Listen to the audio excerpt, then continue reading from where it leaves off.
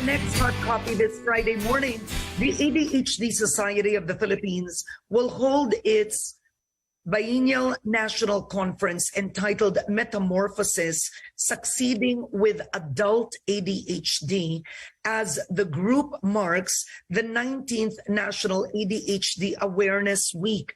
And here to tell us more about it, we have John Meria, Board of Trustee member of the ADHD Society of the Philippines, and Professor Rita Aringo, Chairperson of the Psychology Department of the National University of Manila. Good morning to both of you, Coach John and do I say Professor Rita? Yes. All right. Hi, good morning. Good morning. Okay, let's talk about it first. Coach John, maybe you can start. Let's talk about the conference. Yeah. So the ADHD Society of the Philippines has existed since the year 2000, right? So it was established with its first conference that happened about 20 years ago, more than 20 years ago. And since then, we've been having biennial national conferences. But this is the first time we're doing it, and the emphasis is really just on adults with ADHD. I myself, I'm an adult with ADHD, and that's why I'm in this job, actually. A lot of people who deal with people with ADHD and other neurodevelopmental conditions usually have some sort of personal background as to why they're in it. So I guess I'm one of those. And the reason why right now we're doing it for adults with ADHD is because in the past, most people usually just look at ADHD as a childhood problem. Yeah. We've known for a long time it affects adults as well, but we didn't really have that big awareness for adults. It wasn't until the COVID-19 pandemic, the lockdowns, the work from homes, the school from homes, that we have this surge of people. Now, a lot of people are getting diagnosed with, various mental health conditions. And, I'm thankful for that because a lot of people are getting help. One of these conditions that a lot of people are getting diagnosed with is ADHD, and there are a lot of adults really looking for that help. And so we decided to theme this around adults with ADHD. So we have some of the best experts from all over the Philippines to talk about the different aspects of adults with ADHD. Processing your own diagnoses. How do you get diagnosed? The workplace, addiction, and all of these things. So so now we have Metamorphosis. So that's this coming October 22 to 23 at the MAAX Convention Center in the Mall of Asia complex. Okay. All right. Now, Professor, how would an adult know that he or she has ADHD, considering as an adult, number one, you're thinking, I've lasted this long, maybe I'm just a hyper person. What's the difference? I mean, I don't know if I have ADHD. How do you know that you have ADHD if you're an adult? Hi, Karen. ADHD in adulthood is somehow hidden, and usually they do not open it because it seems like a normal occurrence to them. But this is not new if they have been diagnosed and identified. Usually in college, because that is our place where we can really or should address ADHD. Thank you, Sir Fiel, for this conference and awareness. When students become too slack of miss classes and they do not submit requirements, questioning themselves, I am this smart, intelligent, but somehow, why is it that I keep on missing deadlines? Maybe this could be, this could be. Because some parents would just say, well, you have bad habits. You aren't disciplined. Yun ang difference unlike, for example, my son is in the autism spectrum. The signs are very specific, right? In the autism spectrum, regardless of where you are in the spectrum. But ang ADHD is, sinabi mo, you're missing deadlines. Sasabihin ng isang ina, paano naman kasi? Ang tamad-tamad mo or hindi ka nag-aaral, you get the point? Yes. Yeah. That is also the perception and understanding of professors. They have this misconception about students na tamad, either lazy, ano or hindi disiplinado. Yes, yun pala, that is already a sign that perhaps they should dig in, they should start interviewing or talking with the students. What is happening? Yeah. What is a common sign of adult ADHD? Of course, this is with their academic achievements and performances, I yung see. academic outcomes. That Okay. should be the starting point. Okay. Yun talaga. At work. Yes. For example, ako, sinasabi nag-i-interrupt ako. ADHD ba yun? I mean, minsan naisip ko, hyper ako. Yun eh. Parang ano po ba? Sir Fiel, what is your Yeah. experience? Yeah.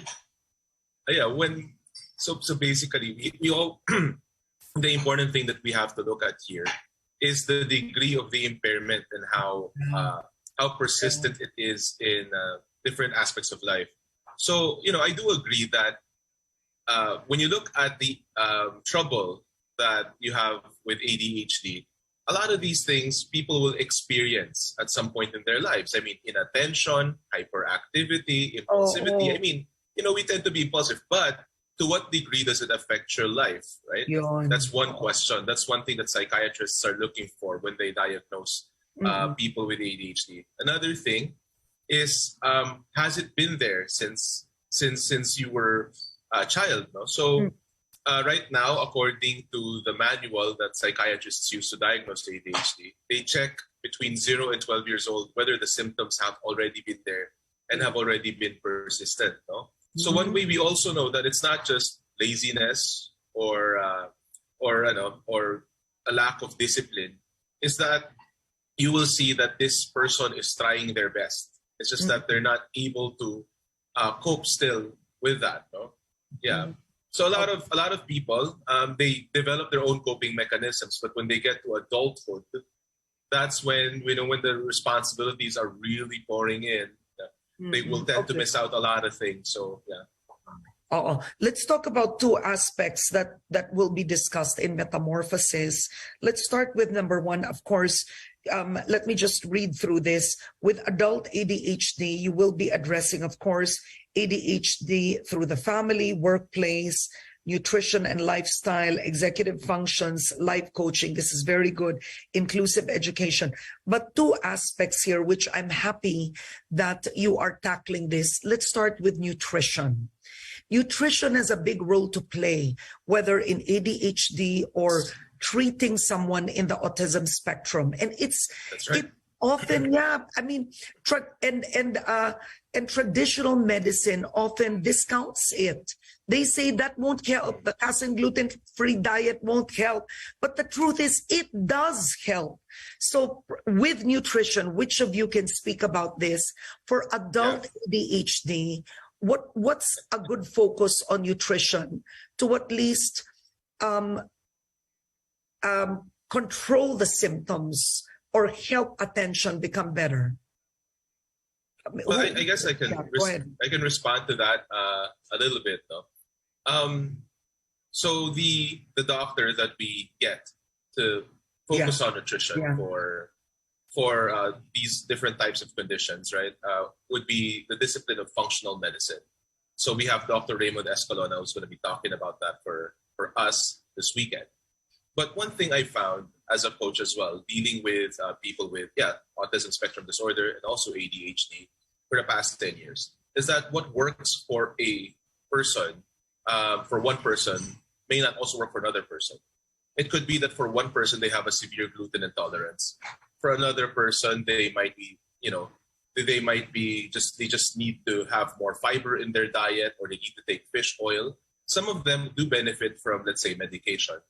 I always think that you always have to look for the solution that fits you specifically. Yeah, but here's a basic. I don't mean to interrupt because, but no one's talking about white sugar. I mean, I don't want this to affect sugar sellers or the industry, but let's face it, white sugar contributes to a person being hyper.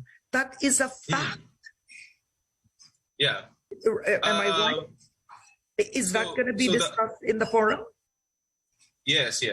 But I do want to stress that hyperactivity, the symptoms of hyperactivity as a result from sugar rush, is very different from the hyperactivity that results from a person having ADHD. The person, manifesting hyperactivity from sugar rush has an overload of energy as a result of the glucose in his bloodstream. the person with ADHD is understimulated in the brain, so he's looking for sensory,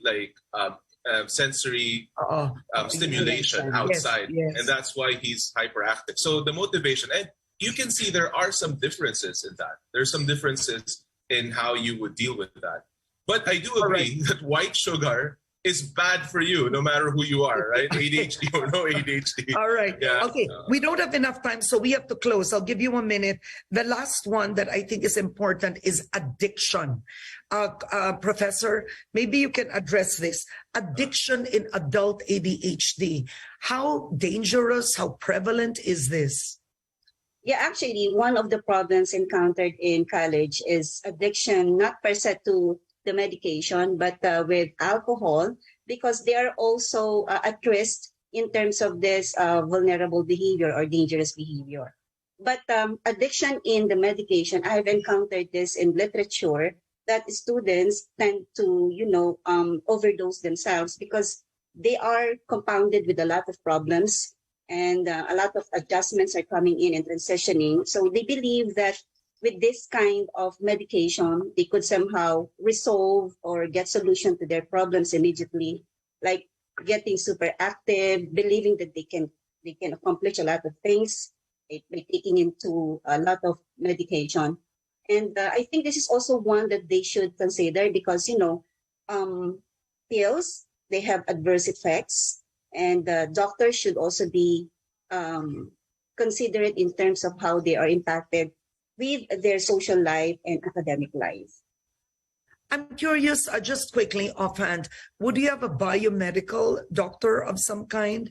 Or a holistic doctor also, because the alternative, for example, with attention, and coach, you would know this, is high dosage B12 injections, right, that are subcutaneously injected to certain patients, whether in the autism spectrum or with ADHD. So are you also giving this information in your forum?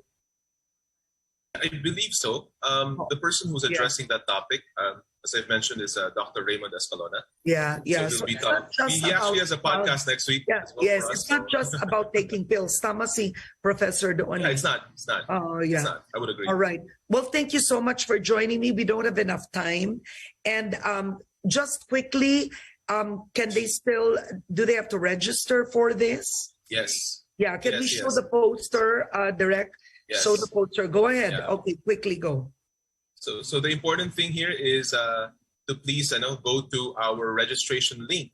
So it's going to be on October 22 to 23 in Mall of Asia. We both have face-to-face and online tickets. So register at bit.ly/ADHDNatConReg. So that's bit.ly/ADHDNatConReg. So yeah, we hope to see you there. We still have some face-to-face and some online tickets. So yeah, so Professor Rita and I will be there along with several other great speakers to talk about adults with ADHD. All right. Thank you very much, Professor Rita and Coach John. That's Headstart today. I'm Karen Davila. Thank you for watching. Stay informed and stay with ANC.